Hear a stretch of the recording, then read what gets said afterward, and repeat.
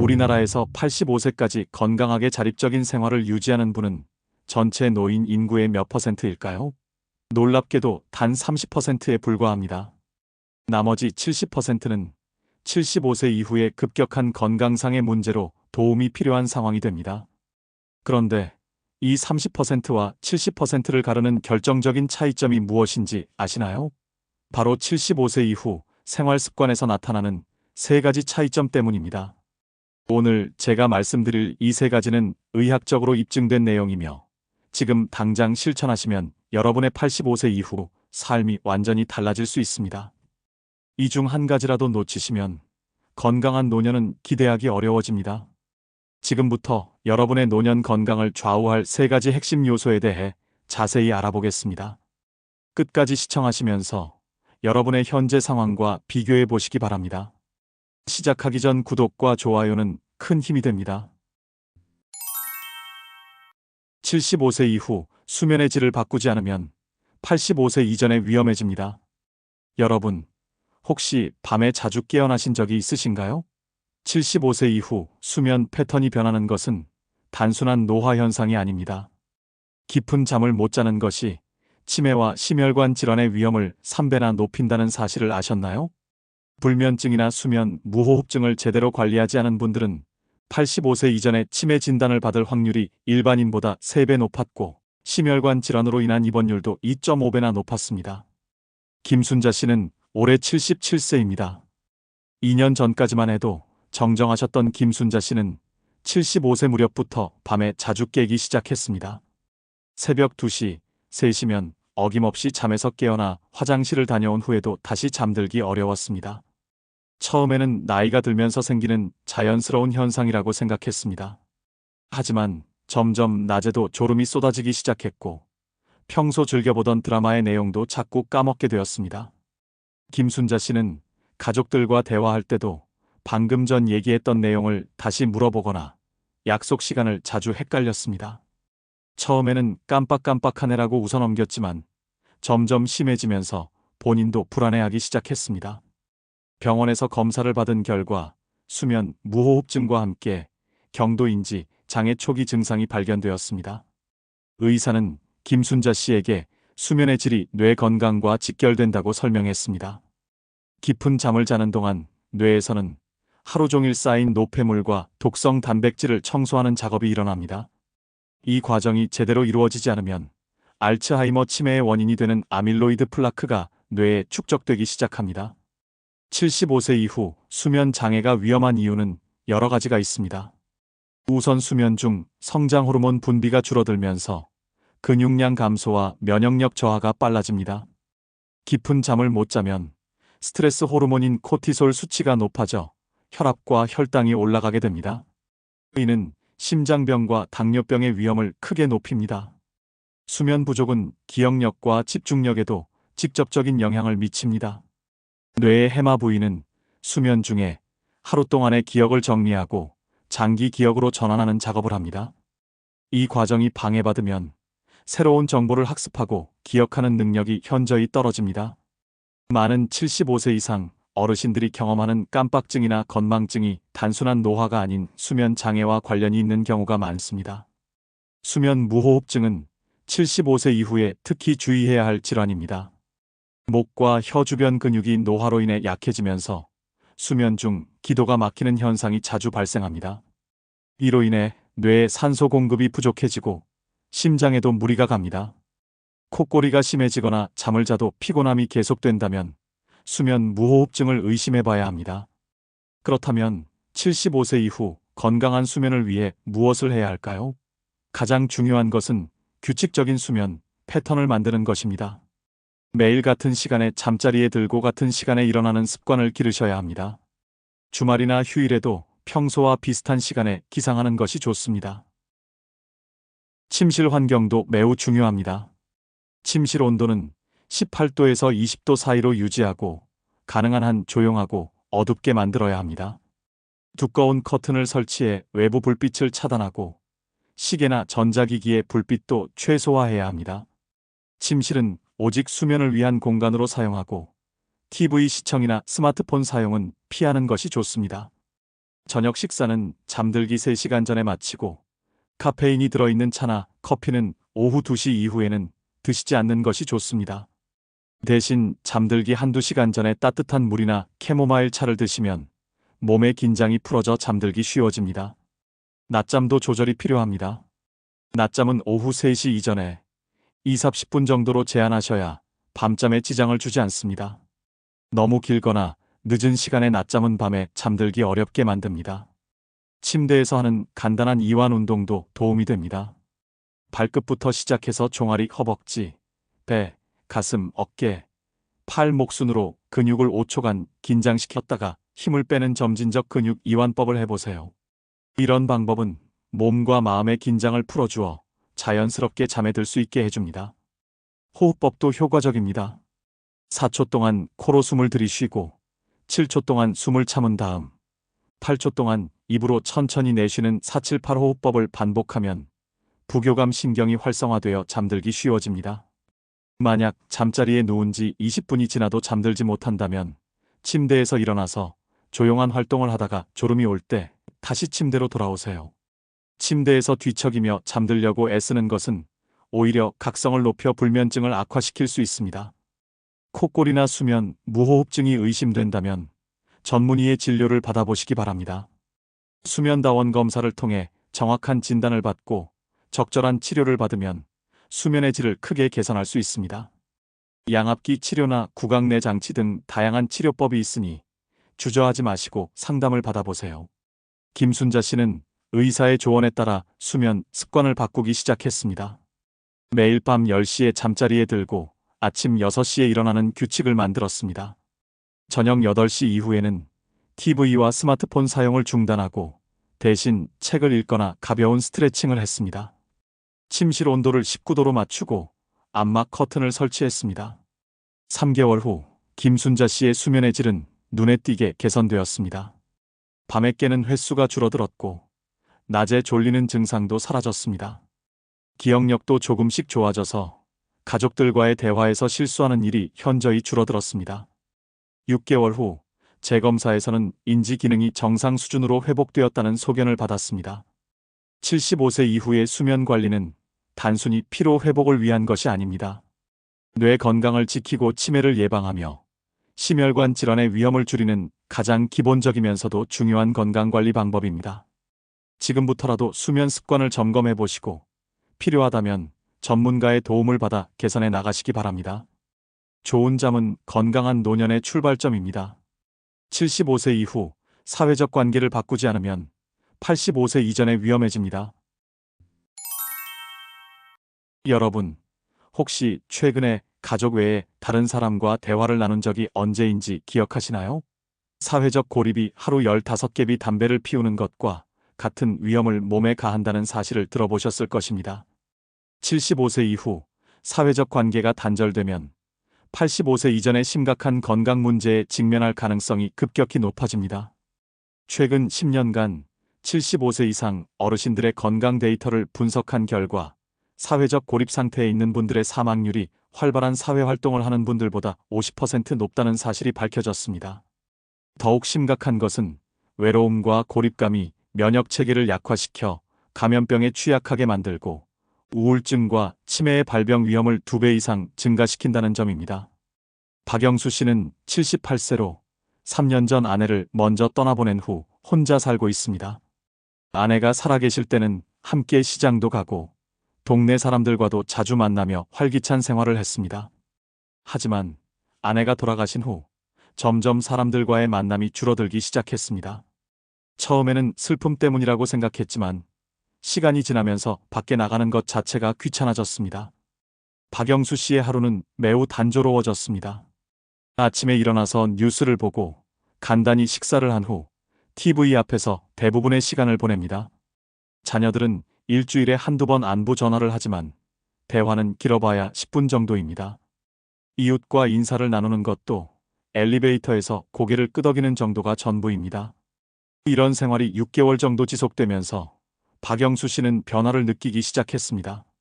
식욕이 떨어지고 체중이 줄어들었으며 밤에 잠을 잘 이루지 못했습니다. 무엇보다 의욕이 사라져서 평소 즐겨하던 독서나 TV 시청조차 재미가 없어졌습니다. 혈압도 올라가기 시작했고 가끔 가슴이 답답하다는 느낌을 받았습니다. 사회적 고립이 건강에 미치는 영향은 생각보다 심각합니다. 외로움은 만성 스트레스 상태를 만들어 염증 수치를 높입니다. 이 염증은 혈관을 손상시키고 동맥경화를 촉진시켜 심장병과 뇌졸중의 위험을 크게 증가시킵니다. 사회적 관계가 단절된 75세 이상 어르신들의 심혈관 질환 발생률은 활발한 사회활동을 하는 분들보다 1.3배 높다는 연구 결과가 있습니다. 정신 건강에 미치는 영향도 무시할 수 없습니다. 사람과의 대화가 줄어들면 언어 능력이 퇴화하고 새로운 자극이 부족해져 뇌 기능이 빠르게 저하됩니다. 우울감이 지속되면 식욕부진, 수면 장애, 면역력 저하로 이어져 전반적인 건강 상태가 악화됩니다. 75세 이후 사회적 고립 상태에 있는 분들의 치매 발병률이 활발한 사회 활동을 하는 분들보다 3.2배 높다는 데이터도 있습니다. 그렇다면 어떻게 사회적 관계를 유지하고 확장할 수 있을까요? 가장 간단한 방법은 일상생활에서의 인사와 대화를 늘리는 것입니다. 아파트 경비원분께 인사드리고 동네 마트나 약국에서 직원분들과 간단한 안부를 묻는 것부터 시작해보세요. 이런 일상적인 대화만으로도 사회적 연결감을 느낄 수 있습니다. 동네 경로당이나 복지관의 프로그램에 참여하는 것도 좋은 방법입니다. 서예교실, 노래교실, 건강체조 등 관심 있는 활동을 선택해서 꾸준히 참여하면 비슷한 관심사를 가진 분들과 자연스럽게 친분을 쌓을 수 있습니다. 처음에는 어색하더라도 몇 번 참여하다 보면 익숙해지고 새로운 친구들을 만날 수 있습니다. 종교 활동도 사회적 관계 형성에 도움이 됩니다. 교회, 절, 성당 등에서 정기적으로 예배나 법회에 참석하면 신앙 공동체의 일원이 되어 정서적 지지를 받을 수 있습니다. 종교 활동은 영적인 위안뿐만 아니라 사회적 소속감도 제공합니다. 자원봉사 활동은 사회적 의미를 찾는 동시에 새로운 사람들과 만날 수 있는 좋은 기회입니다. 복지관에서 급식 봉사를 하거나 학교에서 독서 지도를 하거나 환경 정화 활동에 참여하는 등 본인의 관심사와 체력에 맞는 봉사 활동을 선택해 보세요. 디지털 기술을 활용하는 것도 사회적 관계 유지에 도움이 됩니다. 스마트폰이나 컴퓨터를 통해 멀리 있는 가족, 친구들과 영상 통화를 하거나 온라인 모임에 참여할 수 있습니다. 처음에는 어려워 보일 수 있지만 가족이나 이웃의 도움을 받아 천천히 익혀나가면 새로운 소통의 창구가 될 수 있습니다. 취미 활동을 통한 모임도 효과적입니다. 바둑, 장기, 등산, 사진 촬영 등 개인적으로 즐기던 취미를 다른 사람들과 함께 할 수 있는 동호회나 클럽에 가입해 보세요. 공통의 관심사를 바탕으로 한 만남은 자연스럽고 지속적인 관계로 발전할 가능성이 높습니다. 손자녀와의 관계도 소중한 사회적 자원입니다. 정기적으로 만나서 함께 시간을 보내거나 본인의 경험과 지혜를 나누는 멘토 역할을 하면 세대 간 유대감도 강화하고 자신의 존재 가치도 느낄 수 있습니다. 박영수 씨는 이웃의 권유로 동네 경로당 바둑교실에 참여하기 시작했습니다. 처음에는 어색했지만 바둑을 두면서 자연스럽게 대화가 이어졌고 비슷한 연배의 친구들을 사귀게 되었습니다. 주 3회 바둑교실에 참여하면서 점심도 함께 드시고 가끔 동네 산책도 함께 하게 되었습니다. 6개월 후 박영수 씨는 완전히 달라진 모습을 보였습니다. 얼굴에 생기가 돌아왔고 말수도 늘어났습니다. 혈압도 정상 수치로 돌아왔고 식욕과 수면의 질도 크게 개선되었습니다. 무엇보다 하루하루가 기다려지고 즐거워졌다고 합니다. 사회적 관계의 중요성은 아무리 강조해도 지나치지 않습니다. 사람과의 만남과 대화는 뇌를 자극하고 인지 기능을 유지시키는 가장 효과적인 방법 중 하나입니다. 정기적인 사회 활동은 삶의 의미와 목적을 제공하고 스트레스를 줄여주며 신체 건강까지 향상시킵니다. 75세 이후의 건강한 노년 생활을 위해서는 의식적으로 사회적 관계를 유지하고 확장하려는 노력이 필요합니다. 혼자 지내는 시간이 많아질수록 외로움과 고립감이 건강을 해치기 전에 적극적으로 사람들과 만나고 소통하는 기회를 만들어 보시기 바랍니다. 건강한 사회적 관계는 85세 이후에도 독립적이고 활기찬 삶을 유지하는 핵심 요소입니다. 75세 이후 규칙적인 신체 활동을 바꾸지 않으면 85세 이전에 위험해집니다. 여러분, 계단을 오르실 때 숨이 차거나 의자에서 일어날 때 무릎에 힘이 없다고 느끼신 적이 있으신가요? 75세 이후 근육량은 매년 2%씩 감소합니다. 이는 단순한 노화 현상이 아니라 85세 이전의 자립적인 생활을 위협하는 심각한 신호입니다. 근감소증으로 인한 낙상 사고는 75세 이상 어르신들의 주요 사망 원인 중 하나입니다. 낙상으로 인한 고관절 골절이 발생하면 1년 내 사망률이 20%에 달하며 생존하더라도 이전과 같은 일상생활을 유지하기 어려워집니다. 반대로 규칙적인 신체 활동을 유지하는 분들은 85세 이후에도 독립적인 생활을 영위할 확률이 3배 이상 높습니다. 정건호 씨는 현재 79세로 3년 전까지만 해도 몸이 많이 불편했습니다. 75세 무렵부터 다리에 힘이 없어져 계단 오르기가 힘들어졌고 무거운 물건을 들기도 어려워졌습니다. 화장실에서 일어날 때마다 휘청거렸고 길을 걷다가 발을 헛디뎌 넘어질 뻔한 적도 여러 번 있었습니다. 가족들은 안전사고가 걱정되어 정건호 씨에게 집에서만 지내라고 당부했습니다. 정건호 씨는 점점 집안에만 있는 시간이 늘어났습니다. 밖에 나가는 것이 두려워졌고 넘어질까봐 조심스러워서 움직임도 최소화했습니다. 소파에 앉아서 TV를 보는 시간이 하루의 대부분을 차지했고 화장실이나 부엌에 갈 때도 벽을 짚고 다녔습니다. 이런 생활이 1년 정도 지속되면서 근육량은 더욱 빠르게 감소했고 균형 감각도 현저히 떨어졌습니다. 75세 이후 신체 활동이 중요한 이유는 근육량 유지뿐만 아니라 뼈 건강, 심폐기능, 균형 감각 모두와 관련이 있기 때문입니다. 규칙적인 운동은 골밀도를 높여 골절 위험을 줄이고 심장과 폐 기능을 강화시켜 일상생활에서 쉽게 피로하지 않게 해줍니다. 균형 감각을 기르는 운동은 낙상 예방에 직접적인 도움이 됩니다. 신체 활동은 정신 건강에도 긍정적인 영향을 미칩니다. 운동을 하면 엔도르핀이 분비되어 기분이 좋아지고 우울감이 줄어듭니다. 뇌로 가는 혈액순환이 개선되어 인지 기능도 향상됩니다. 실제로 주 3회 이상 규칙적인 운동을 하는 75세 이상 어르신들의 치매 발병률은 운동을 하지 않는 분들보다 40% 낮다는 연구 결과가 있습니다. 75세 이후에 시작할 수 있는 안전한 신체 활동은 무엇이 있을까요? 가장 기본적인 것은 걷기입니다. 처음에는 집 주변을 5분 정도 천천히 걸어보세요. 익숙해지면 10분, 15분으로 점차 시간을 늘려나가면 됩니다. 걸을 때는 등을 곧게 펴고 팔을 자연스럽게 흔들며 발 뒤꿈치부터 발가락까지 순서대로 땅에 닿도록 의식하며 걸으시면 됩니다. 집에서 할 수 있는 근력 운동도 있습니다. 의자를 잡고 하는 스쿼트 동작은 하체 근력을 기르는데 매우 효과적입니다.